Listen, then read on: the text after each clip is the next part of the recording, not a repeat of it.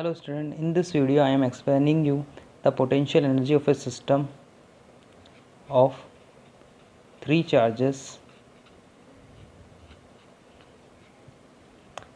in the absence of any external electric field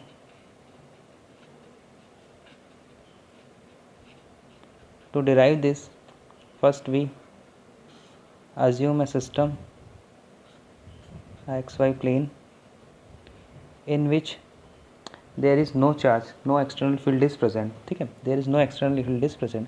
Our aim is to derive potential energy of system of three charges in the absence, यानी यहाँ पे कोई external field apply नहीं हो रहा है. ठीक है, जैसे मैंने प्रीवियस वीडियो में बताया था potential of system of two charges. In this video our एक्स में to derive potential of system of three charges. उसी का सब पार्ट नेक्स्ट पार्ट है.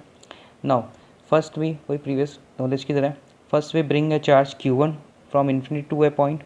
मान लो Q1 चार्ज को अपन इन्फिनिटी से यहाँ इस सिस्टम में किसी पोजीशन वेक्टर R1 पे लाए हैं, तो इस केस में वर्क डन क्या होगा? Zero, because we know that there is no external field. तो work done in this case is zero. Q की कोई पोटेंशियल नहीं है, कोई वर्क डन किसी का अगेंस्ट नहीं करना. तो work done to bring charge Q1 from infinity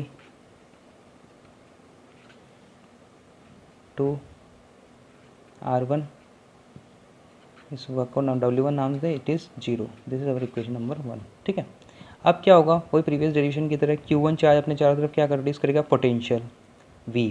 उसके लिए अपन फॉर्मूला यूज़ करते हैं KQ/R. नाउ अब यहाँ पे हम क्या करेंगे? अब नेक्स्ट हम क्या करेंगे? Q2 चार्ज को लेके आएंगे. तो जैसे ही Q2 चार्ज को हम लेके आएंगे, जैसे मान लो अज्यूम किया this Q2 charge bring from infinity to that point. इस पॉइंट को हमने नाम दे दिया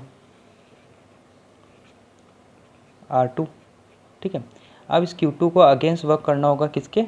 Q1 के. ठीक है, तो Q1 के अगेंस्ट करेगा, तो प्रीवियस नॉलेज की तरह ही वही work done to bring charge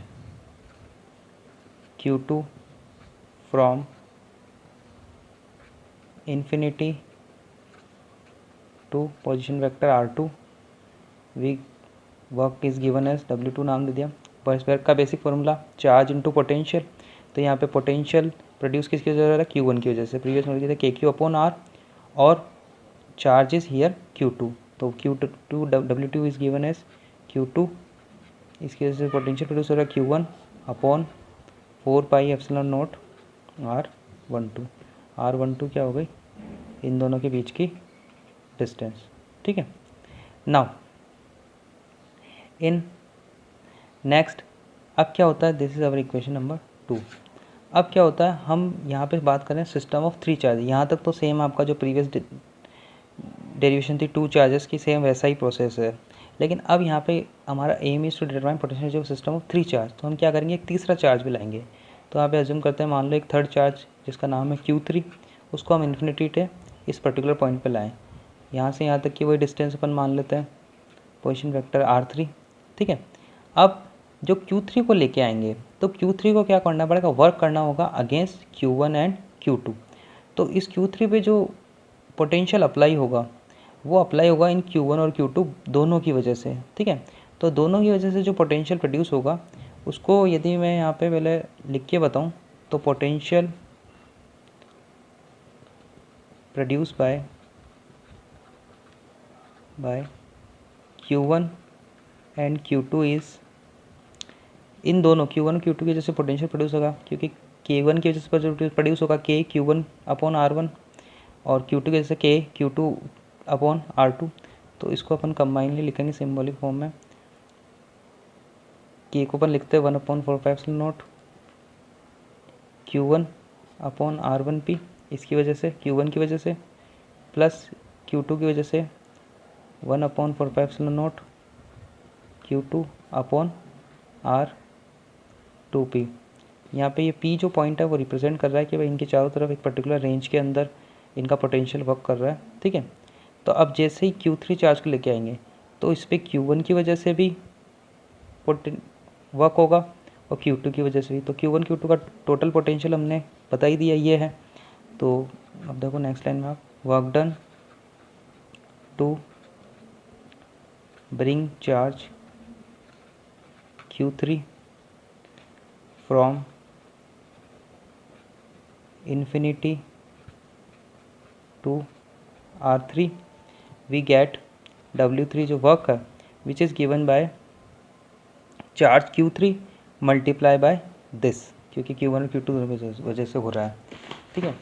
तो हम यहाँ पे लिखेंगे, अब देखो यहाँ पे आप चाहो तो 1/(0) कॉमन ले लो, तो क्या हो जाएगा 1/4π कॉमन ले लिया, इसको मल्टीप्लाई किया जब Q3 से, तो देखो क्या बचेगा Q1 Q3 upon R13 plus Q2 Q3 upon R23। ये R13 देखो इस डायग्राम में देखो, तो 1 और 3 की जो डिस्टेंस है उसको अपन देंगे R13 नाम, और 2 और 3 के बीच में जो है उसको नाम देंगे R23, ठीक है, ठीक है। अब नाउ ये हमारे पास आ गई इक्वेशन नंबर 3। तो देखो अभी वापस आप रिवाइज कर लो। सबसे पहले चार्ज Q1 लाए, उसमें वर्क डन हुआ 0, क्योंकि कोई एक्सटर्नल फील्ड अप्लाई नहीं हो रहा था। फिर चार्ज Q2 लाए, जिस पे वर्क हुआ Q1 की वजह से, तो ये हमने इसको इससे दे दिया, ठीक है। फिर उसके चार्ज Q3 लाए, तो Q3 को वर्क करना होगा अगेंस्ट Q1 और Q2 की वजह से, तो इनकी वजह से पोटेंशियल ये प्रोड्यूस हुआ, और ये वर्क को हमने यहाँ निकाला, ठीक है। अब टोटल वर्क यहाँ given as sum of W1 plus W2 plus W3, तो W इक्वल टू, सबको ऐड करेंगे, ये 0 है, ये ऐड करेंगे, तो देखो इसमें कॉमन ले लो 1/4π0, तो ब्रैकेट में आपके रह जाएगा Q1 Q2 upon R12 plus Q1 Q3 upon R13 plus Q2 Q3 upon R23। This is our total work done, और बिकॉज अब our aim is to derive potential energy, तो we know that this work store in the form of potential energy, this work store in the form of potential energy. So the potential energy का symbol use करते हैं U, so the potential energy of system of 3 charges is given by, same यही लिख देंगे, बस यहाँ पे W से रिप्रेजेंट हो जाएगा, because this work store in the form of potential energy. Q1 Q2 12 plus Q3 upon R13 plus Q2 Q3 upon R23। तो दिस इज द रिक्वायर्ड